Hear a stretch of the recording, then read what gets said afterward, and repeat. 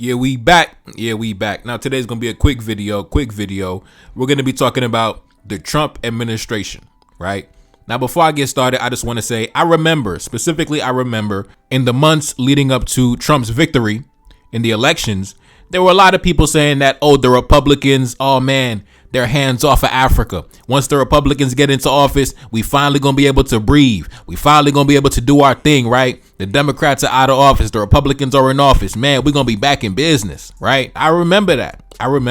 Now, when it comes to me, I didn't really take a side either which way. I pretty much told y'all whether it's the Democrats in office or the Republicans are in office, United States foreign policy pretty much remains the same. The foreign policy does not change in any meaningful way, right? Now, what I did not expect was for the Trump administration to be so hands-on in terms of the continent, right? Even Joe Biden didn't have his tentacles all up in the continent like Donald Trump, right? Donald Trump is signing mineral deals. Donald Trump, remember there was a scandal between the captain, President Ibrahim Traore, and General Michael Langley, the commander of AFRICOM. It's been so many, events that have taken place ever since Trump has taken office. So that pretty much debunked that narrative altogether. The Republicans are less interventionist. No, the colonial agenda, it never stops. Now, in today's video, I want to talk about something egregious that I heard about. Take a look up on the screen. As you can see, the Trump administration has floated deporting third-party nationals to Africa, right? So the Trump administration wants to relocate illegal immigrants to the African continent. You want to dump them in African countries. Let's jump into the articles. President Donald Trump's administration this week asked 5 African presidents visiting the White House to take in migrants from other countries when deported by the United States. South Sudan has accepted 8 third country deportees from the United States, and Rwanda says it's in talks with the administration of President Donald Trump on a similar deal, while Nigeria says it is rejecting pressure to do the same.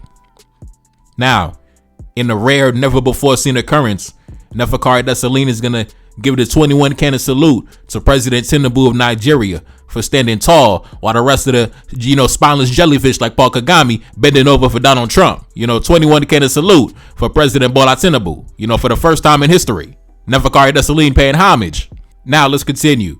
The United States is pressuring several West African nations to sign controversial agreements that would allow them to receive migrants deported from the United States, even if those migrants are not citizens of those countries. This marks a renewed expansion of a Trump-era immigration policy that could destabilize already fragile African states and fuel future security threats. According to reports, the U.S. government has held talks with Liberia, Senegal, Mauritania, Guinea-Bissau, and Gabon to formalize so-called safe third country arrangements. These agreements would allow Washington to deport ineligible individuals to remain in the U.S., sending them instead to African countries with which they have no personal connection. The fact that many of these deportees will arrive with no identification, no housing, no local support, and no pathway to legal work is a recipe for desperation. Now, I want to jump into this article. Take a look up on the screen. Nigeria rejects United States pressure to accept deported Venezuelans. President Donald Trump has threatened Nigeria with higher tariffs and visa changes. Nigeria has enough problems of its own, according to the foreign minister. Now, 21 cannon salute for the foreign minister of Nigeria, right? Telling Donald Trump, listen, you're talking a whole bunch of garbage. Now, time out. At this point, we can pretty much lay that to rest. The whole idea of when the Democrats or the Republicans get into office is going to be different in regards to the United States orientation towards African nations. No. As you can see, it's the same nonsense, right?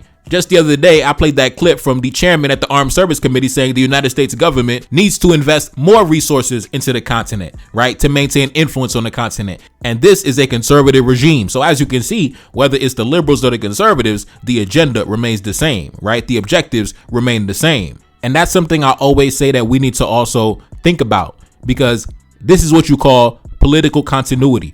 It doesn't matter who is in office. The objectives of the nation remain the same.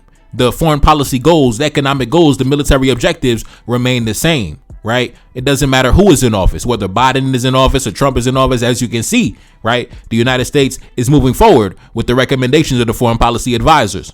And this right here, this is typical standard, Democrat administration behavior. Oh, we're gonna do this or we're going to revoke your visa. Do this or we're going to economically, sabotage you. This is no different than the Democrats under Joe Biden or any administration. As you can see, it doesn't matter who is in office, whether it's Barack Obama or Ronald Reagan or George Bush Sr. or Jr. Listen, the foreign policy objectives remain the same. Now, to me, it seems like Nigeria is the main nation standing tall. South Sudan already accepted a few migrants.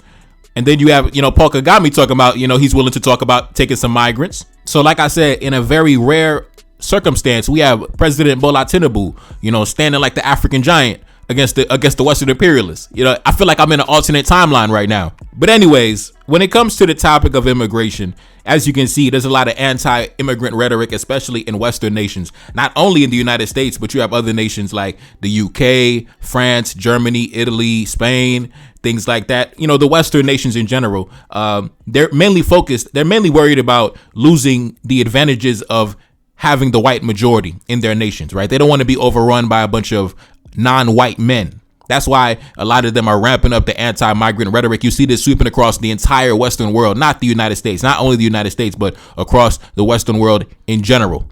And if you notice, the rhetoric is not targeted towards other white men, other European men, right? You notice the rhetoric is only targeted towards non-white men, and they leave the back door open for the white immigrants, right? For the white men from other nations, right? So it's similar to how they say we are here to restore democracy and bring law and order, but their true interest lies in their economic interest, right? It's the same thing. They give you a slogan and a phrase, but their true interest lies in maintaining the white racial majority, right? Making sure that the white majority doesn't get overrun by other non-white demographics, especially due to the fact that they're worried about the very low birth rates. They're not even operating above replacement, right? So, which means that over time, the population is going to decline. And they don't want to bring migration from other nations, especially non-white nations that are operating above replacement, that are going to have a whole bunch of children, right? Definitely going to overrun them in the population over time. So their main focus and objective is maintaining the white majority. That's why they allow all different types of white men from all different parts of the world to come to their nations. They're not worried about the German immigrant or the Polish immigrant or the Ukrainian immigrant, no, or the South African immigrant, no, right? The white South African. And why is that? Because it's not really about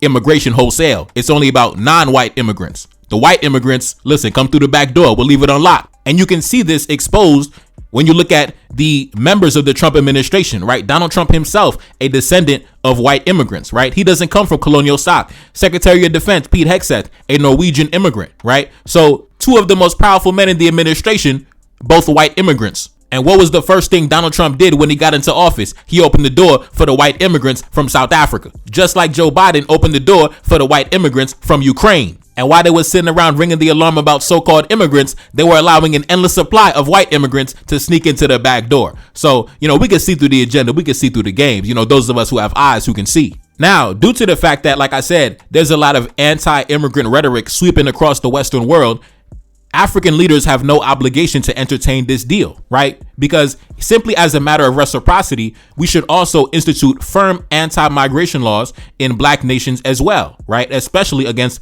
non-black men, non-African men. Simply as a matter of reciprocity, and also due to the fact that we are students of history and we understand what happens when you allow foreign men, especially non-black men, gain a foothold in your society. Over time, you realize they begin to subvert the nation or try to undermine the nation economically or politically. For example, me, myself, I've spoken on it on my channel before. In the 1850s, when German merchants showed up on the shores of Haiti and began engaging in commerce and began intermarrying with certain elite families, you realize that over time, German men held a disproportionate amount of influence in the national economy due to their connections with certain elite families, right? And once they got powerful and influential enough, they began overthrowing administrations. German, Navy boats started showing up on the shores, threatening violence, things like that, all because we allowed some German merchants back in 1850 to come to the country, engage in commerce, and intermarry with the local women. They began attacking the country and undermining the country and killing black men. And even later on in the early 1900s, when it was waves of, migrants coming out of the Middle East, like places like Syria and Palestine and things like that, in that region of the world, Lebanon, and they began to come into all different countries in the Caribbean. Over time, you realize They begin to establish parallel economic networks. They begin to establish and strengthen their links to foreign governments and foreign powers, right? Some of these guys got double passports, property in different countries. So eventually, as they get more powerful, they begin to enter the political arena, right? And next thing you know, your president ends up getting, murdered in broad daylight, overthrow of administrations, economic monopolies, things like that. So you have to really be careful when you allow non-black men to enter your country and engage in commerce and intermarry with the local women and have mixed race children. A lot of bad things happen. A lot of terrible things happen once you let your guard down and allow them to get comfortable on your national territory. And simply as a matter of reciprocity, due to the fact that these men are also hostile towards our presence, simply as a matter of reciprocity, we should also place heavy restrictions on them coming to our countries and getting settled and establishing themselves on our territories and our nations, simply as a matter of reciprocity and even exchange. Now, of course, you cannot mention race outright when you are establishing laws. So you have to dress it up in ambiguous language like national security, things like that, right? So for me, like I said, if I was, the minister of the interior or whatever, government official is in charge of protecting the national territory, there are several laws that I would put on the books, right?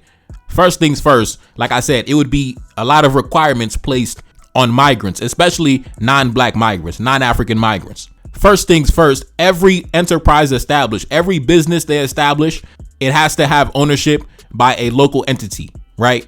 And number two, foreigners would not be allowed to own land. And in fact, in Haiti, this was a law for like over 100 years. Well, if you were a black man, you could own land. But if you were not a black man, you could not own no land.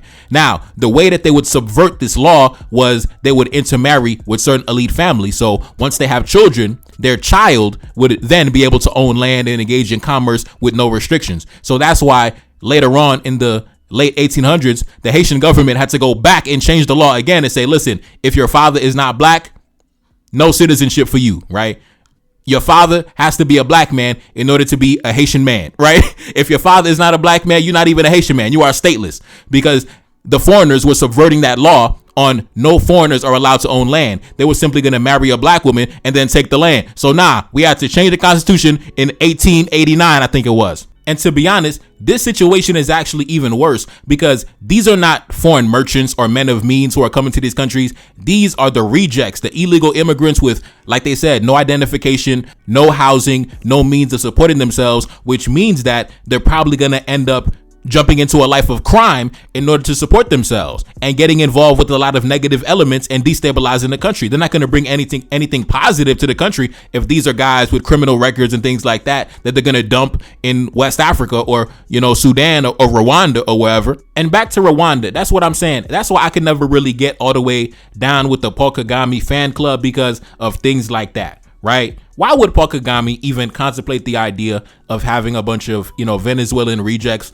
being dumped in Rwanda? For what reason, right? For what reason? The only reason he's doing that is to curry favor with the Western imperialists, with the Western nations. That's all he's doing it. He's doing it to gain credibility and gain favor with the Western nations. That's why I can never get down with the Kagame fan club. I don't care what he built. He do not make us look good as black men. Paul Kagame does not make us look good as black men. I'm sorry to tell you. How the hell Bola Tinubu standing tall and Paul Kagame bending over? God damn. But anyways, I'm not going to be here too long, man. As you can see, the Republicans turning up the imperial temperature on the continent. As you can see, man, as you can see, these guys, it seems that the Trump administration that's currently in office is probably even worse than the Biden administration that just left office in terms of the African continent. And don't forget that article that dropped, I believe in the New York Post last month, we spoke about it, that said that the Sahel nations are a national security threat to the United States, right? So the Trump administration is clearly positioning itself as the adversary to African prosperity, to Pan-Africanism, to everything we hold dear to our chest and to our hearts. But like I said, this is simply part of the overarching foreign policy strategy of the United States, regardless of whoever's in office. So anyways, your boy Never that's Celine. As you already know, 21 Cannons, the latest music video off the project, the first single. Go check it out. Link in the description, pin comment at the top. Subscribe to the Patreon, NTD 1814, and I'm gone. Peace. King of the North and I feel like Moise. Took a few losses, I'm back on my feet. Selling they soul for trinkets and cash. Right on the front like the leader from Chad. Feel like a see me, I feel like I'm Idris. Walking on gold, I handle my business. Honor, integrity, money, and power. Told me she love me, she want me in power. Told her I'm sorry, I didn't mean to hurt you. Told her come over, come see me in person. Told her come over, I'm sick of the talking. Don't got no time cause that money be calling. Working all night and I'm up in the morning. Love when I call her, she love my attention. Body and soul, I'm truly protected. Back on that road and big body business. Told her I love her, I told her she mine. Get in that passenger seat, we gon' ride. Back on my mission, that money been stacking. Came from the bottom, I'm steady expanding. Run to the check and I pull up and vanish. Grabbing the neck from the back when I smash. Don't need no question, they know it's official. Cut from the cloth and my life ain't no fiction. Ride for the scene like I'm army enlist. Gotta stay focused, I'm moving deliberate. Heart of a king and my heart full of pain. Look at my neck and it's flooded with chains. And I got Desaline blood in my veins. Enemy watching, I stay with a flame. Keep it 100, they know how we move. Black on black beam, interior blue. How you gon' leave me? I told you I love you. Pain in my heart, you knew I was trouble. Enemy watching, they wanna invade it. Hoping my brothers don't never betray us. Been on my mind and I hope I can save us. Look at my flaws, I don't see perfection. But I'm authentic, I'm whipping the 7. Like it's a phantom, I'm still manifesting. Gotta get money, I gotta get paid. Stay on my toes when I'm ducking these snakes. Go to my wrist and the queen on my arm. Feeling my energy, loving my charm. Might go put Desaline face on a piece. Ready for war, that's how you get peace. Know I'm protected, I'm ready for action. When I walk in, I need 21 cannons. Secret location, I'm up in the palace. One of a kind and she loving my manners. One of a kind and I'm telling the truth. His and her Bentleys, I gotta get two. Feeling like future, we never gon' lose. Feeling like Garvey, I'm running the block. Entering off firm and I'm letting off shots. King of the North and I'm up at the top. How you gon' leave me? I told you I love you. Pain in my heart and you knew I was trouble. Enemy watching, they wanna invade it. Hoping my brothers don't never betray us. Been on my mind and I hope I can save us. Look at my flaws, I don't see perfection.